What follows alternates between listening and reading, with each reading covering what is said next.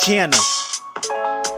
What it do, everybody? Welcome to another episode of Iron Rounds, and we are continuing on our fourth tournament of Hit Person Tournament. That was a little tongue twister right there. And on today's episode, we are going to have Robert McCall from the Equalizer franchise go against John Wick from the John Wick franchise. So we're going to talk about a little brief origin story about both these characters. So let's start off with Robert McCall's The Equalizer. Robert McCall was a former military special ops member, and he decided to leave and spend the rest of his remaining years with his wife. Unfortunately, his wife passes away a few years and go by, and then he thinks to himself, maybe I can still do some good in the world with my special gifts and skills that I've acquired over the time in the military, and he really puts it to good work. Now, that's Robert. Now let's talk about John Wick. John Wick was a former hit person or hitman in the Russian gang underground mobster world, and he decided to leave for a woman, and he wanted to have his remaining days of his life just being with her. Fortunately, she dies from a terrible disease, and he for her to help him go through or grieve with the process, she actually gets him a dog to remember her by. And he loves this dog so dearly until one day a son of a mobster boss decides to try to take the car and take the dog, the last remaining shred of human emotion or any connection he has to his wife, away from him. So John, instead of just staying retired, he decides to go back into the game to get that revenge, and it goes on from there. And that's a brief origin story of that. Alright, so let's talk about which rounds are going to be what. Round 1 is going to be range, round 2 is going to be close up, and round 3 is going to be get it done. So let's start off with round 1, range. Okay, so let's talk about the two. First, let's just say Robert McCall's Equalizer, he's impressive. He's got a very special set of skills. When you're in close to his radar and everything like that, he is pretty much got you done. You're done. You're not going to be able to survive him. He's got you out. Now, as far as range wise, throughout his whole franchise so far in the 2 movies he's been in, he shows he can shoot pretty well. I mean, he shows that he can shoot a pretty good amount with his gun and everything like that, but he's not focused more on that than he's more focused on getting in your face during a fight. Now, John Wick, on the other hand, if you've seen John Wick in a fight, John Wick usually can do close up or far away. Either way, it always favors him, because as long as he has a gun in his hand, he can take anyone out. I mean, he's shown to take out over 286, then some, for 3 movies. And now the 4th movie, I can't imagine what the number is now totaled up to. It's like I was saying before, John Wick, close up, far range, he has pretty good aim and precision shots. He's killed a lot of people over the course of his franchise. Compared to Robert. Robert is very good when it comes to figuring out how to improvise or use basic appliances or hardware appliances to his favor. But as far as weapons wise or range shot wise from distance, I have to say John's got a better shot at getting Robert before Robert can get to him. I mean, granted, maybe he can get him with that stable gun, but again, John has been able to pretty much show throughout his whole part and through his whole franchise that he's a pretty good shooter. So I'm going to give this round to John Wick. All right, now round 2, close up. Now, John is great between close up and far range shots. Him with a gun, unstoppable. Even without a gun, remember, John did fight a lot of people not needing a gun. He fought people with samurai swords. He fought people riding a horse. He fought people using only a pencil to take him out. So John has proven time to time that he doesn't always need his gun to take you out. He will fight you and take you out, even using a thick book to take you out. Even a big guy, he took a big guy out with a thick book. Remember that. So John does show that he can use anything to his advantage. Also, the gun is always going to be in his favor because he has a really good gun.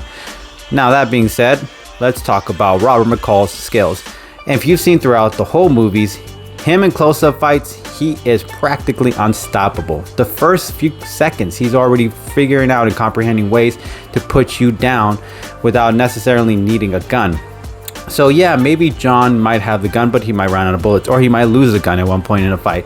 And Robert at that point, because Robert has, if you've seen the movie, he fought a guy while he was driving a car, and he shows that he can manage through being agility and being very mobile when he needs to be. So against John, he could probably get John's gun out of his hand. And at that point, Robert just needs to figure out and give himself a moment to think about what he could do with anything around him to use his environment. All in all, I do believe Robert McCall has shown close-up wise that you can't really take him down that easily compared to John, where John has shown that, he kind of needs every now and then some assistance. If you remember in the John Wick 4, when he had to get up those stairs, he did need some help. Robert not necessarily always needing help. So between the two, when it comes to a close-up fight, I'm going to give Robert McCall this one. All right, round 3. Get it done. Okay, so let's talk about it. Robert McCall, given enough time during a fight, has shown to be able to take anyone out. The guys who think they're clever or smarter than him, all that stuff, he has managed to prove time after time that his age and his experience has wised him up to know how to take someone down without even needing to put too much work into it. So in a fight against John, he could, if he's given enough time, if John falls off a building or something that needs time to recover, Robert could use that moment to plan booby traps and everything, and Robert is good enough to do it. John, he might be able to dodge a few of those traps, but not all of those traps. As Robert shown that he will get you even when you go around his traps. So another thing to consider is if John runs out of ammo, Robert will be able to use anything to his hand. Now, John is skillful in martial arts. He's also a very good fighter as well. But I gotta give Robert more credit with this because he's more aware of what to do with objects around him compared to John, who John just kind of improvises last minute, but Robert knows how to improvise seconds before he needs to, and he's able to take a person out in 30 seconds. John takes some time to take somebody out. 30 seconds is pretty damn impressive. But on the other hand, you're not going to get John Wick to run out of ammo. He's not going to waste his bullets. John uses his bullets very carefully when he needs to fight someone, especially someone more skilled or someone who's also coming after him. He's not just going to waste his ammo. And the guy has shown throughout the movies that he does not waste ammo. He might miss a few shots here and there, but he's always taking out his targets with a gun. Now, even if he doesn't have the gun, even if Robert, let's say, has a gun himself, John still has the bulletproof suit to help him during this crisis. Unfortunately for Robert, he doesn't really have any bulletproof suits. He kind of just comes up with things he has in his hand or in his tools to figure out a way around it. But as far as John Wick already comes with the Empire's own little customization material of bulletproof suits and special gear equipment, even special guns and special blades and all that stuff. So with John, he's much more ready when it comes to meeting up someone face to face compared to Robert, who's just going to try to figure out what to do at that moment. Now, maybe Robert has been able to fight some people throughout his time, not needing those type of weapons or extra gear to do it.